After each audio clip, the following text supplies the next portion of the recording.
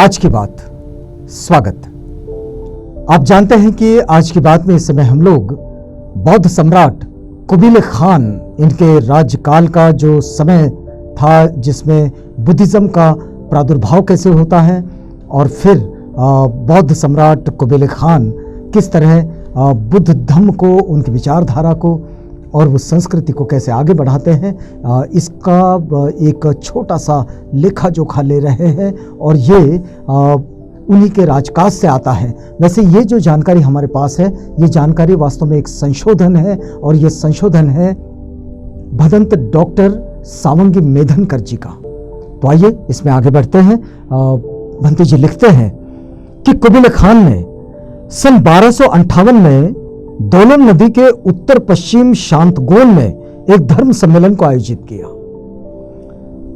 यह दोलन नदी, मंगोल के शासक हैं कुबिले खान, और वहां पर जो दोलन नदी है उसके उत्तर पश्चिम में शांतगोन ये क्षेत्र है, वहां एक धर्म सम्मेलन का आयोजन किया और उसमें 3000 बौद्ध भिक्षु और 201 ताओ भिक्षुओं ने भाग लिया था। 200 कन्फ्यूसी भी सभा में सम्मिलित हुए थे। यानी आप मान के चलें कि 3500 विद्वानों का ये समागम था। बौद्धों का नेतृत्व राजगुरु नमो शाहू लिन, विहार के अध्यक्ष, जिसे आज हम बहुत सामान्य रूप से शाओलिन के नाम से जानते हैं।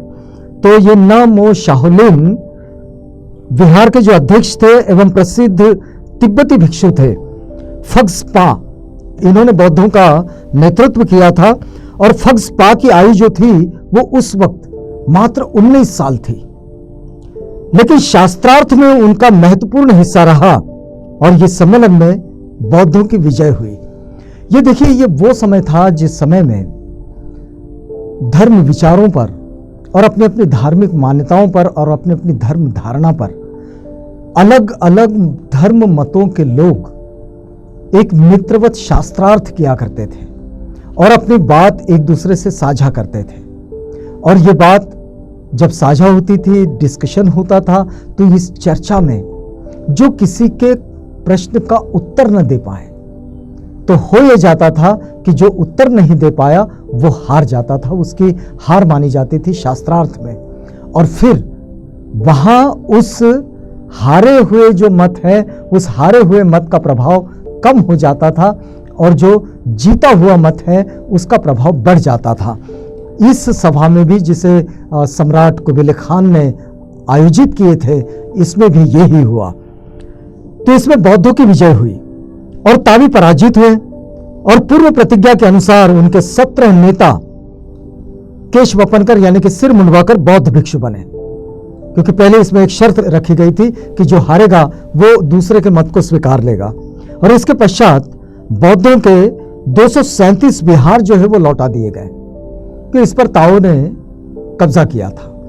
ये पहले से बुद्ध विहार थे, इस पर कब्जा किया था, लेकिन जब शास्त्रार्थ में ताओ हार गए तो फिर उन्होंने बौद्धों को उनके विहार लौटा दिए और 17 उनके जो नेता थे, विद्वान थे, मतलब उनकी अगुवाई कर रहे थे, यहाँ नेता का मतलब यह है कि उनका नेतृत्व कर रहे थे, वे भिक्षु बन गए। मंगू कुबिले का अग्रज था और हुलाकू नाम का इनका एक छोटा भाई था, जिसने ईरान एवं मेसोपोटामिया पर भी अपनी संतानों के लिए विजय प्राप्त की। और 1251 में मंगोल सेनाएं मेसोपोटामिया में प्रविष्ट हुई, जहां उन्होंने दिया लेकर नया फराकेन का संहार किया। इसी बीच मंगोल कुमारों में उत्तराधिकार के लिए झगड़ा शुरू हुआ। ये बड़ी पुरानी बात है, क्योंकि सारा झगड़ा जो है वो राजपाट, राजगद्दी, सीमाएं और राज्य का, साम्राज्य का जो अधिकार है वो किसे होगा, इस पर आपस में ही उत्तराधिकार के लिए झगड़े होना ये बड़ी सामान्य बात थी।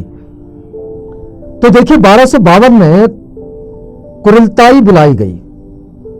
उसने जहां कुमारों के मुकदमों का फैसला किया, वहां जागीरों एवं अधिकारों का बंटवारा भी किया और तुंग कुंग चुंगफू और होनन कुबिले को जागीर में मिले। ये दो क्षेत्र जो हैं वो जागीर में मिले और सुंग वंश के खिलाफ दक्षिण चीन में अभियान करने वाली सेना का सेनापति भी कुबिले खान को ही नियुक्त किया गया और हुलाकू को ईरान की ओर बढ़ने का काम सौंपा गया। और इस तरह से मंगोल का जो शासन है उसको विस्तारित करने और उसको बढ़ाने ये जो पूरी योजना बनी, उस योजना को आप देख सकते हैं कि कैसे बनाया गया। कुबिले को सबसे बड़ा संघर्ष दक्षिण चीन में सुंग वंश के साथ करना पड़ा, जिसके लिए 1253 में उसने बड़ी तैयारी की और शेंसी में उसने एक विशाल सेना संगठित की, किंतु दक्षिण में बढ़ने की उसने जल्दी नहीं की और मंगोल सेना पूर्व तैयारी और पूर्व योजना के साथ अपना अभियान किया करती थी।